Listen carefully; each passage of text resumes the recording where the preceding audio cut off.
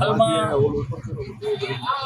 રાષ્ટ્રીય કોંગ્રેસ અધ્યક્ષ મલ્લિકાર્જુન ખડગેજી દ્વારા એક જાહેર સભામાં ગુજરાતની જનતાને અભણ ગણાવવામાં આવી છે.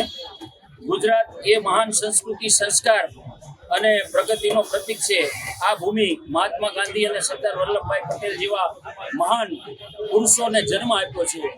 આજે જે એમણે સમગ્ર વિશ્વને માર્ગદર્શન આપે એવા મહાનુભાવોને જન્મ આપ્યો છે, એવી ભૂમિનું ગુજરાતની જનતાનું અપમાન કર્યું છે.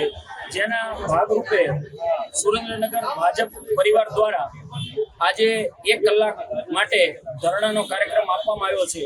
અને આ ગુજરાતની જનતા એવી અપેક્ષા રાખે છે કે મલ્લિકાર્જુન ખડગેજી ગુજરાતની જનતાની માફી માંગે. ગુજરાતની જનતા આવા જવાબો આપવા ટેવાયેલી નથી, પરંતુ આગામી સ્થાનિક સ્વરાજ્યની ચૂંટણીમાં જરૂર જવાબ આપશે અને ગુજરાતને કોંગ્રેસ મુક્ત કરીને જવાબ આપશે. જય જય ગરવી ગુજરાત, ભારત માતા કી જય, વંદે માતરમ.